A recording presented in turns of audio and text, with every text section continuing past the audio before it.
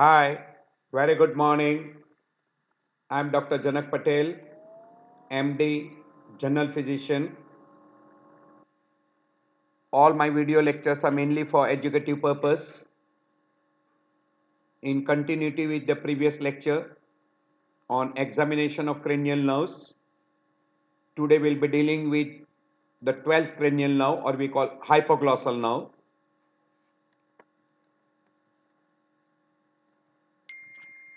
Hypoglossal nerve meaning is very simple. It supplies tongue and it is concerned with movement of tongue.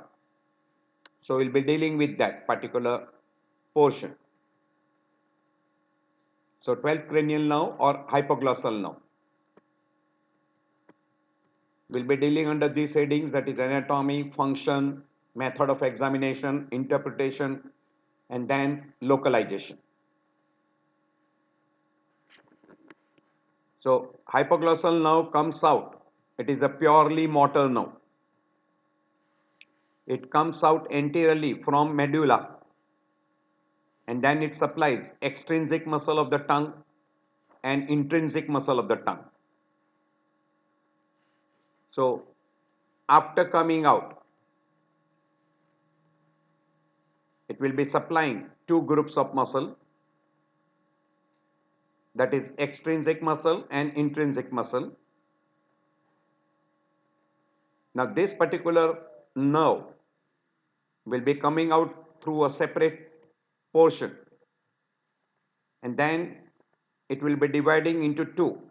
One which will supply the intrinsic muscle and one nerve part, this which is called as the ansa hypoglossal, which will be supplying different muscles. We'll be dealing separately that.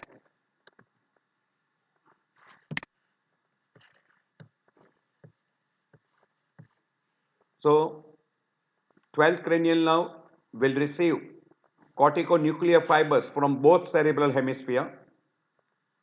So it is bilaterally innervated. Only genioglossus is one muscle of the tongue which is receiving the fibers from opposite side of the cerebral hemisphere, while rest of the muscle is innervated by bilateral innervation. Hence, if you get a palsy of right side pyramidal tract from cerebral cortex up to pons, you will have opposite side genioglossus being damaged because that is supplied by opposite side cerebral hemisphere, while all the rest of the muscle is supplied bilateral innervation. This has to be kept in mind. So it supplies all intrinsic muscle of the tongue, which will be transverse muscle, horizontal muscles, anteroposterior muscles, vertical muscles, etc., which takes part in changing the shape of the tongue, while styloglossus, hyoglossus, genioglossus, these are the muscles which takes part in movement of the tongue. It does not supply palatoglossus because this is supplied by vagus nerve. This is supplied by vagus nerve. So palatoglossus will be supplied by vagus nerve. Now if you look here, so it comes out from hypoglossal nerve, which is coming out anteriorly. Then fiber will run through hypoglossal canal. Then after coming out from hypoglossal canal, you can see this is one we call as a meningeal branch, which is a sensory division, while the motor division will be running forward. It will be receiving a fiber, little fiber from vagus nerve. Also there will be some communication with the sympathetic ganglia. Now this fiber will be running forward, it will be running down, and then it will be supplying intrinsic muscle of tongue, that is vertical muscle, superior longitudinal muscle, transverse muscle, inferior longitudinal muscles, and then it will form a loop, which is this loop. This is called ansa hypoglossal. Now this ansa hypoglossal will supply, you can see here, it will supply genioglossus, geniohyoid, hypoglossal muscle, thyroid muscle, sternohyoid muscle, sternothyroid muscle, and anterior belly of omnohyoid. These are all the muscles which are extraocular muscles. Sorry, extrinsic muscle of the tongue, of which genioglossus, styloglossus,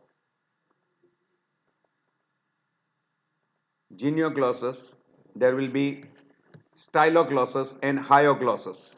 This hyoglossus. These three muscles will be taking part in movement of the tongue, stylo, hyo, and genio. While rest of the muscle, that is thyroid, then geniohyoid, sternohyoid, sternothyroid, as well as omnohyoid. This muscle will take part in movement of the floor of the mouth, which will be helping in deglutition.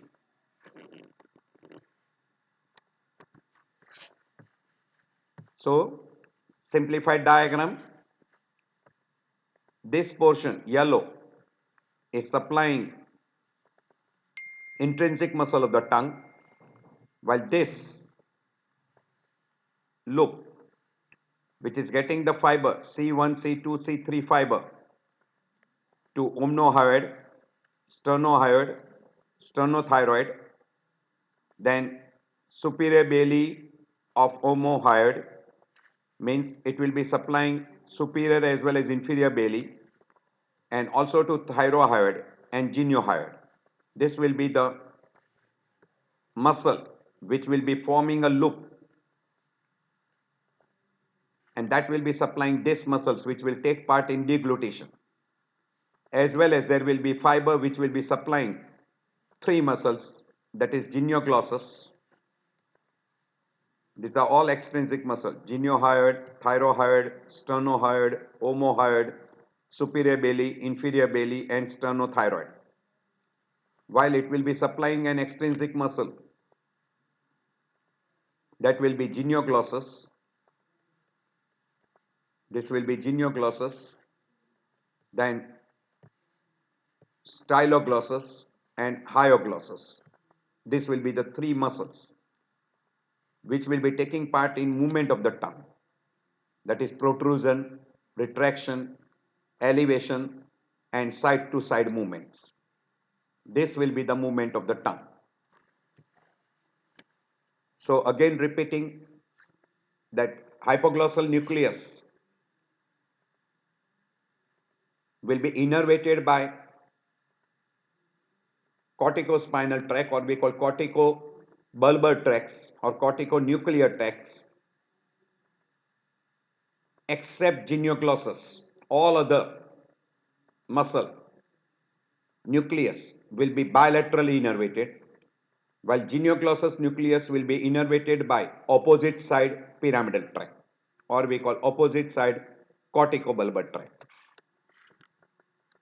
Hence, whenever you get a paralysis, there will be unopposed action of opposite side genioglossus, and the opposite side means the action of genioglossus is to protrude the tongue and deviate to the opposite side.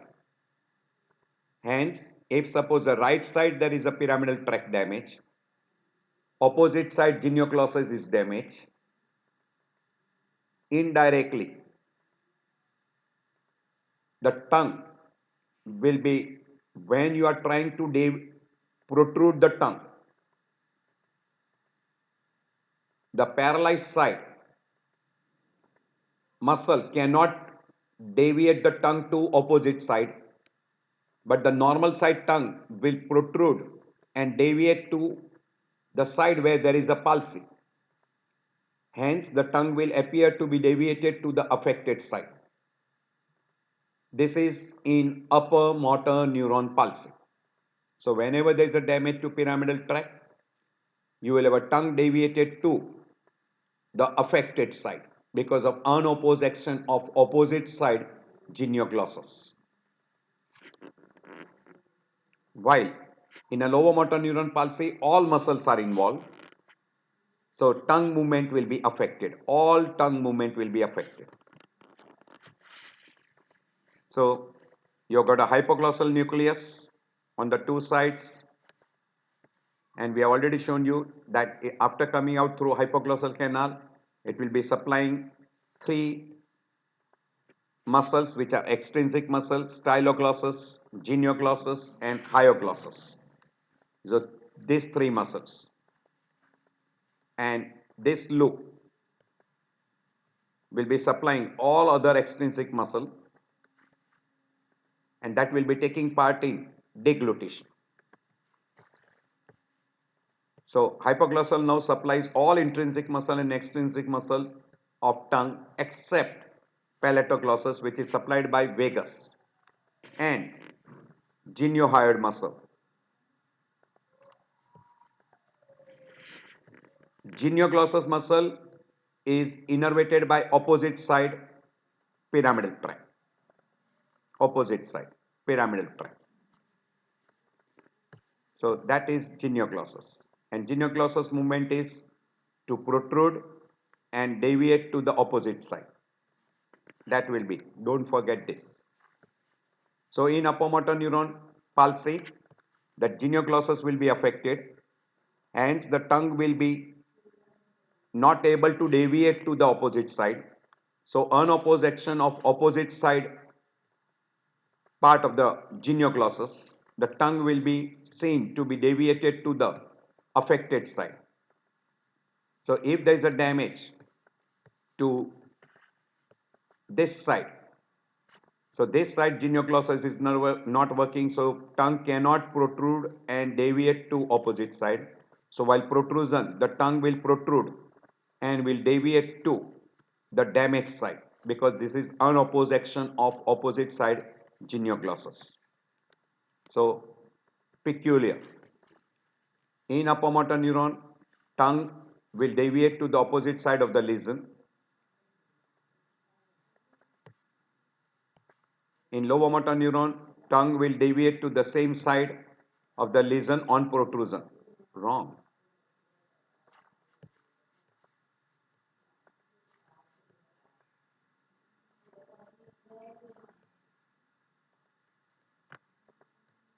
Sorry. In upper motor neuron lesion, if this is gone, this is supplying opposite side. Yes, right. So let me go back. Now this nucleus, this is the nucleus precentral gyrus. This is a 12th cranial nerve nucleus. So from the brain, the fiber will be supplying opposite side genioglossus, while all other will be bilaterally innervated. Bilaterally innervated. So whenever you get a damage to the upper motor, this is here. This is supplying this side genioglossus. So this side genioglossus doesn't work. Hence, this will be working. Say if there is a damage to, say, right side of the patient, right side cerebral cortical damage or right side pyramidal tract damage. So that right side is supplying left side genioglossus. So if left side genioglossus is not working, so left side of the genioglossus will not be able to protrude and deviate to the right side. Hence, the tongue will be able to protrude because of unopposed action of right side genioglossus will be protrude the tongue and deviate to left side. So in upper motor neuron, the tongue will be deviating to opposite side of the lesion. Very simple. So because this side is supplying opposite side genioglossus, hence this will be paralyzed. This genioglossus will be paralyzed, and unopposed action of this will protrude the tongue and deviate to opposite side. So that will be the peculiar action. So in upper motor neuron, the tongue will deviate to the opposite side, while in lower motor neuron, as all the muscle of one side is being paralyzed, unopposed action of opposite side, which is normal, which will be protruding and deviating the tongue to the affected side. So in a lower motor neuron, this side is completely paralyzed.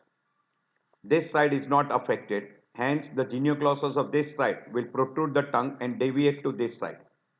So it will be deviating to the side where there is a lower motor neuron.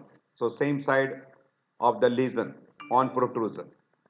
And at rest, you will see the tongue is flat. The side where it is affected is relatively flat.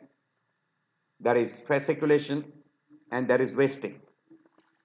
So at rest, it may deviate or curd slightly towards the healthy side because of unopposed action of styloglossus, which draws the tongue upward and backward. So this may be seen at rest. So 12th cranial nerve is a purely motor nerve. It supplies both intrinsic muscle as well as extrinsic muscle.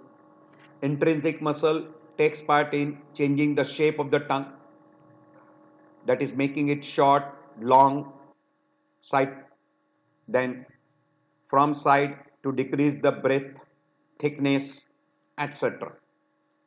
So that will be the intrinsic muscle, while extrinsic muscle will take part in elevation, depression, protrusion, retraction, rolling of the tongue, side to side movement, etc. So motor nerve that controls all the muscles of the tongue except palatoglossus, because that is supplied by vagus nerve. Intrinsic muscle controls the shape of the tongue, while extrinsic muscle takes part in protrusion, retraction, elevation and movement from side to side. Also, as it supplies other extrinsic muscle, that is stylohyoid, mylohyoid, omohyoid, sternohyoid, etc., that takes part in swallowing and articulation while speaking. So whenever you want to evaluate the tongue, explain the person what you are going to do the test. After explanation, you ask the person to open the oral cavity and not to protrude the tongue. Person is not supposed to move the tongue. So you open the oral cavity, throw a bright light of a torch and observe the position, the shape of the tongue. Is there any wasting? Is there any fasciculation? And any particular finding of the tongue, like there may be a little enlarged tongue in case of acromegaly, Down syndrome, hypothyroidism, particularly we call cretinism, congenital hypothyroidism, or very, very rare amyloidosis.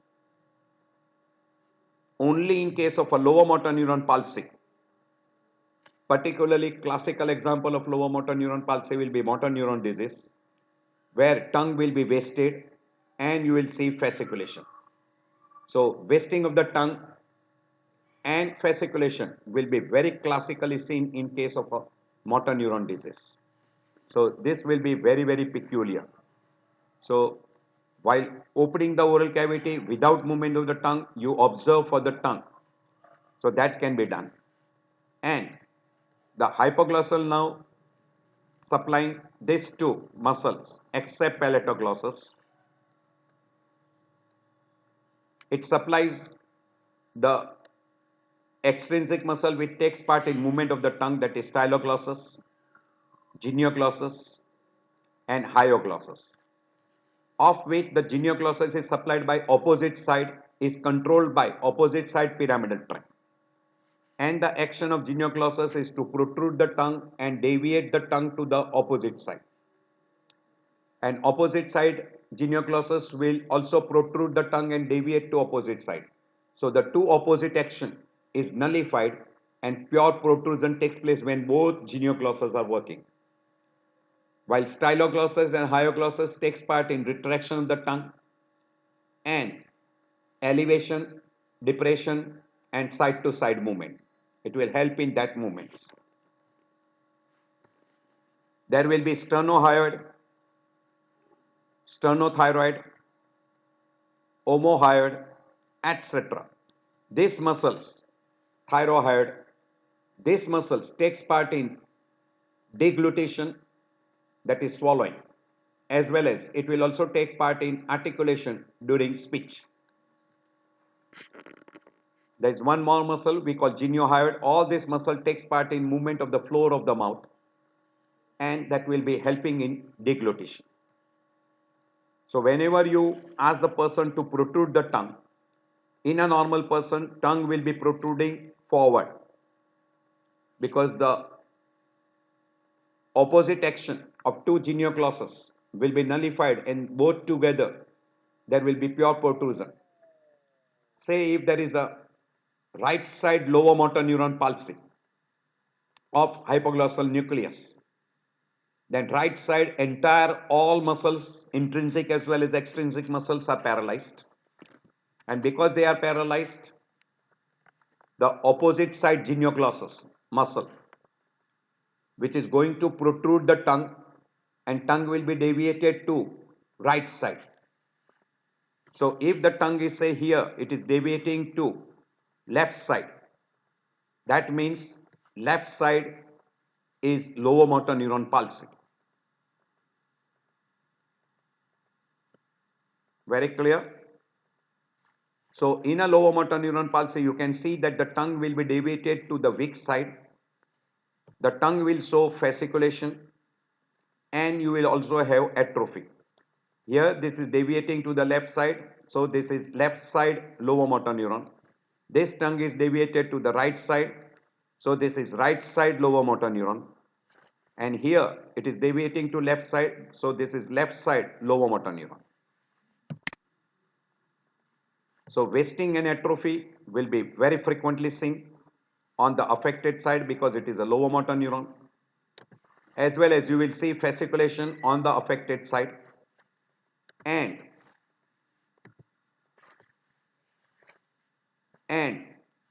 even the shape of the tongue, that is a side where it is affected, it will be relatively flat and flabby on palpation.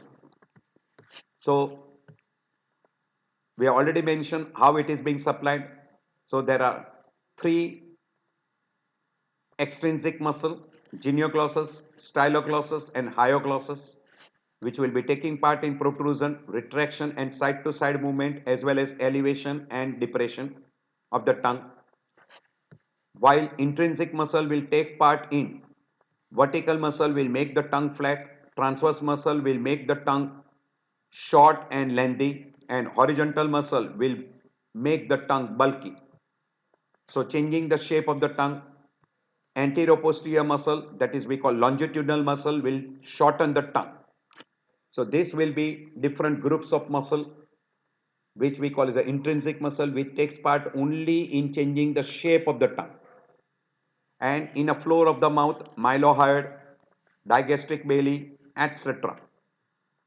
So extrinsic muscle, we have already mentioned, all those muscles will be taking part in movement of the floor of the mouth and helping deglutition or what we call swallowing. And also the movement of the hyoid bone will elevate the thyroid gland along with the trachea. And this movement we examine while identifying the thyroid swelling or non-thyroid swelling.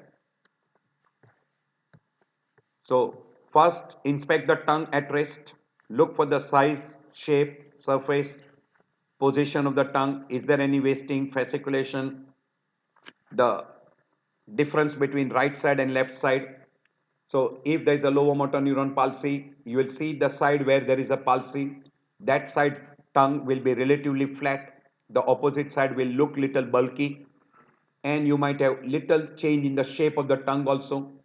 There will be change, there will be little deviation to the affected side, particularly in lower motor neuron palsy.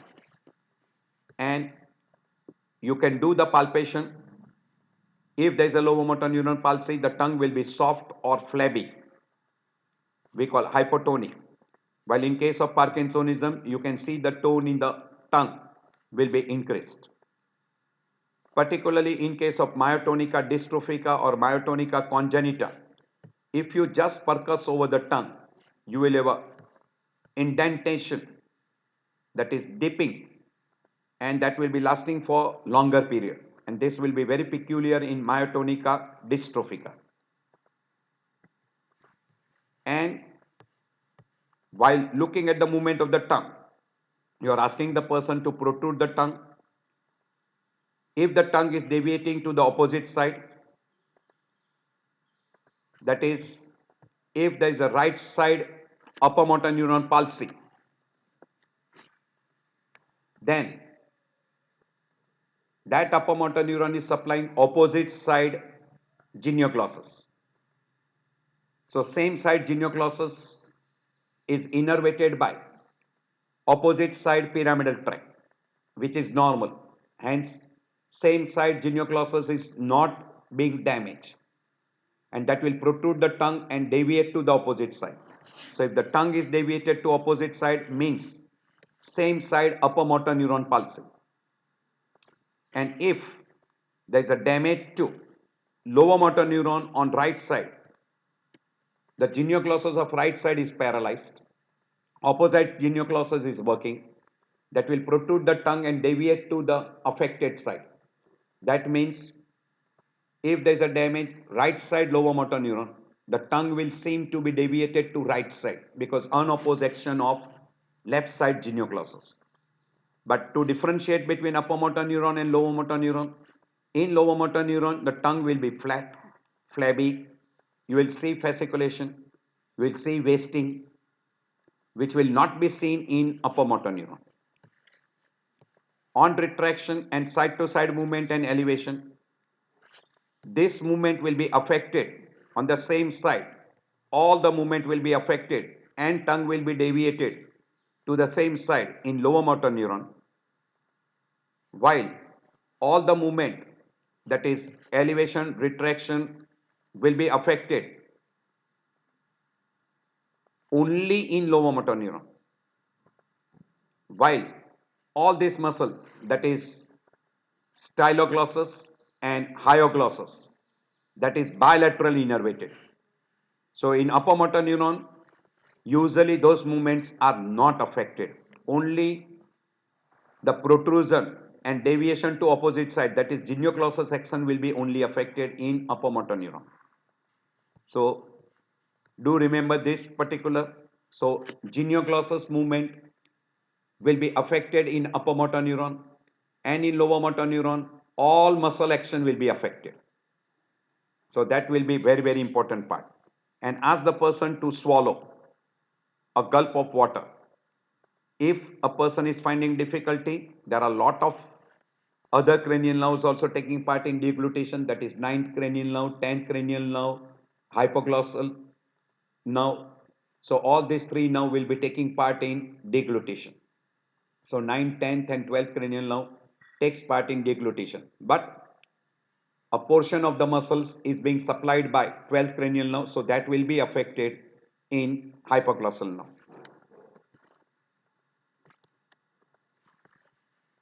So whenever you want to test, you can ask the person to open the oral cavity and say, take out the tongue, take your tongue up, down, retract, protrude, elevate, and side to side movement. And while doing that movement, you observe.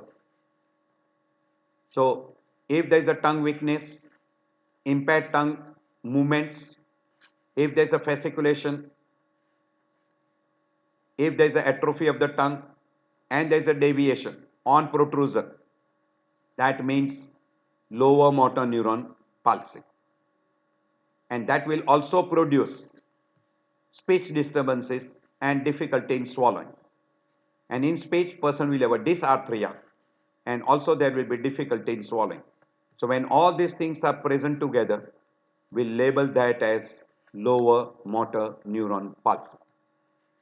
So asymmetry, deviation, atrophy, fasciculation, dysarthria, and difficulty in swallowing suggest on whichever side there is deviation, atrophy, fasciculation, that side lower motor neuron palsy.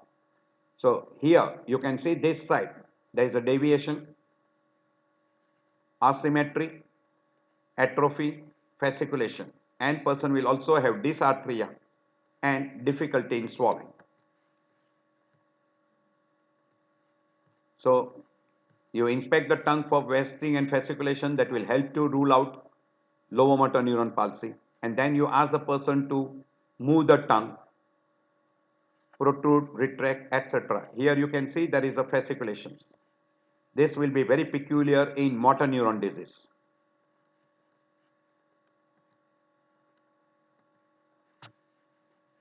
So reduction in the size of the affected side, excessive ridging, wrinkling, restriction in the protrusion, and deviation to one side. In upper motor neuron, tongue will deviate to opposite side. In case of lower motor neuron, tongue will deviate to same side.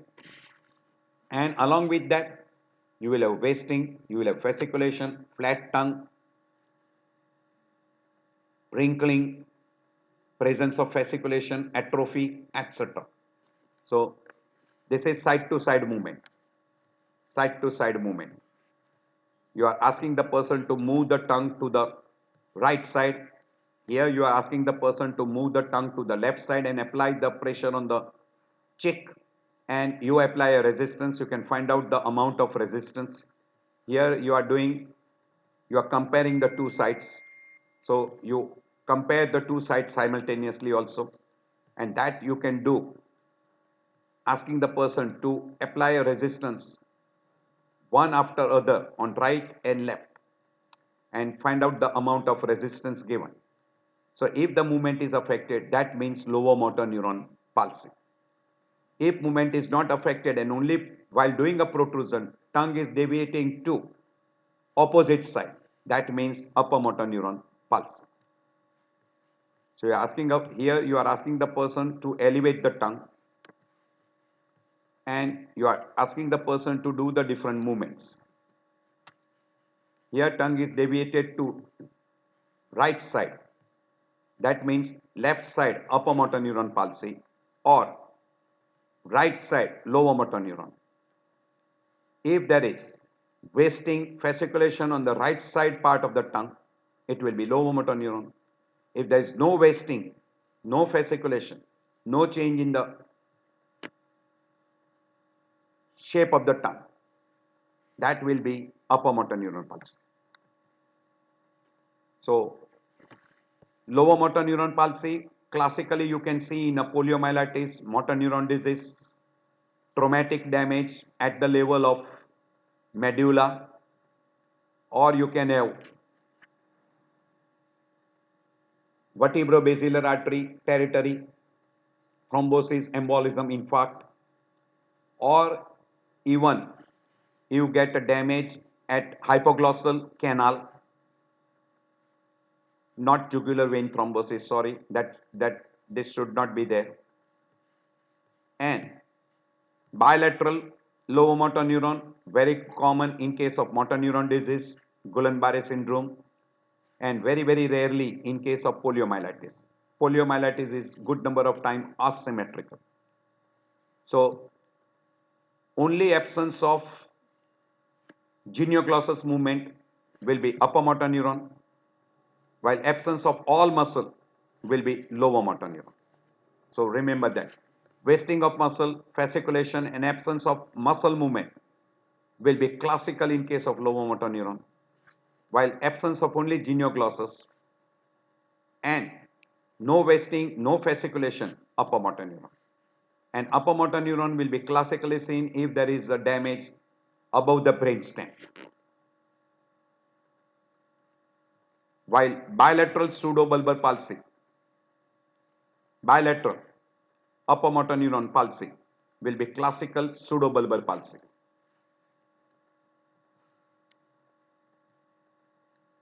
So these are the different things which you should be aware of hypoglossal nerve. Here you can see the tongue has deviated to this side, plus there is a flattening of the tongue. Here there is no flattening, no fasciculation seen. Hence this will be upper motor neuron, while this will be lower motor neuron. And in this lower motor neuron, this side, it will be deviated to the affected side, while in upper motor neuron, it will be deviated to opposite side.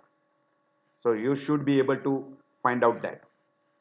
So in lower motor neuron, tongue will deviate to the same side, while in upper motor neuron, tongue will deviate to opposite side. So here there is a damage to right side, tongue is deviating to left side. Here there is a damage to right side, tongue is deviated to right side. So in lower motor neuron, same side. In upper motor neuron, opposite side. In lower motor neuron, again I am adding same side with flat tongue, wrinkled tongue, wasting, fasciculation.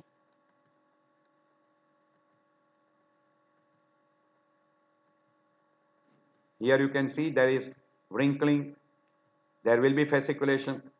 So deviation of the tongue, atrophy of the tongue muscle and fasciculation. So this will be, say, left side of the patient. So there is a left side lower motor neuron palsy. Left side lower motor neuron palsy.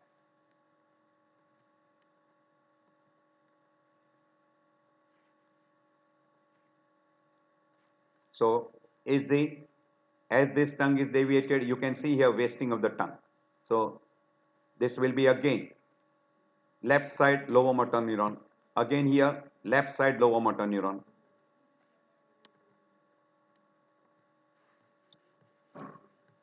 So particularly in extracranial hypoglossal nerve damage, you will have atrophy, fasciculation. You can see that change in the shape of the tongue. This is wasting, atrophy, and fasciculation will be seen. So this side lower motor neuron means left side lower motor neuron. Here you can see wasting and fasciculation on the right side of the tongue. So there is a right side lower motor neuron palsy. So very characteristic, very characteristic.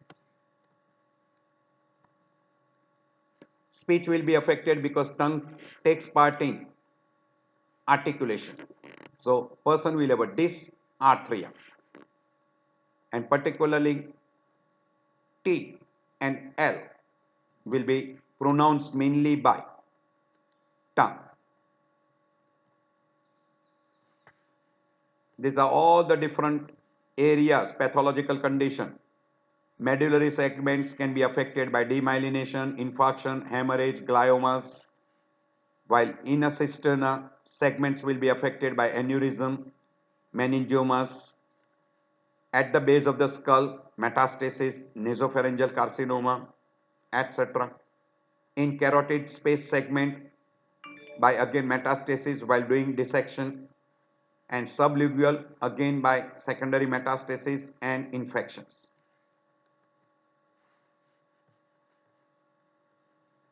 There are some common conditions which will be affecting 9th, 10th and 12th cranial nerve because these are motor cranial nerves.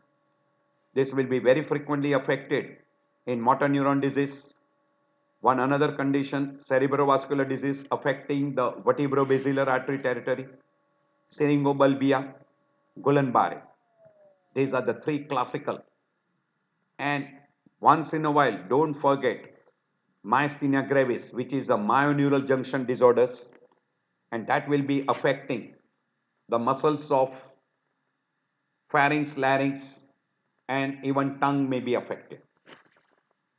And we have already told you that person who gets a bulbar palsy because of involvement of 9th, 10th and 12th cranial nerve, he will have a dysarthria, dysphagia, dysphonia, and he will have good amount of aspiration.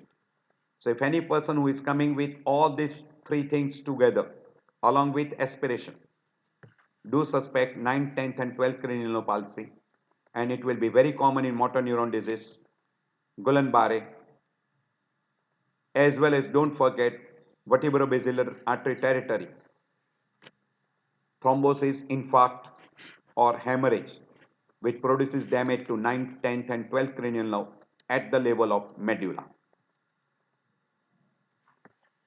There is one term called 13th cranial nerve, which is also known as cranial nerve of zero or terminal nerve.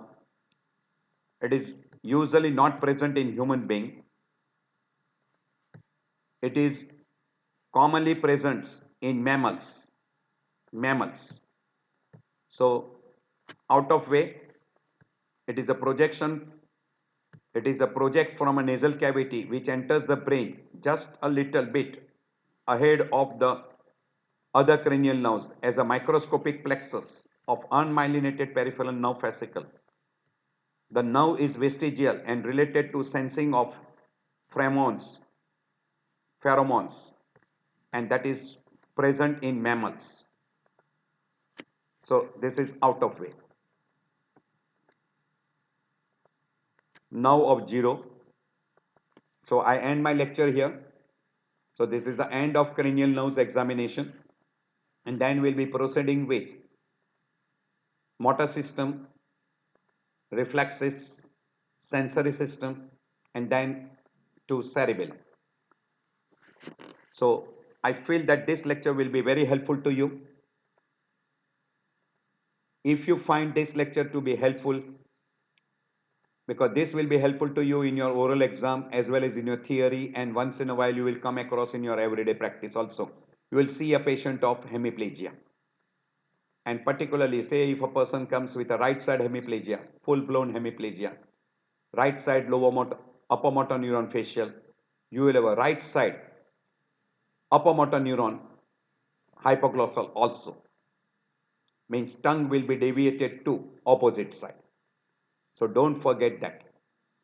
So if you feel this lecture is helpful, please don't forget to press button like. You can give your comments so I can improve on my lectures. And if you feel that this lecture is beneficial to your friends, you can share with your friends. So see you in next lecture. Again, thank you very much for taking out time. I know that your time is very, very valuable, and I appreciate that you have spent some of the time with me.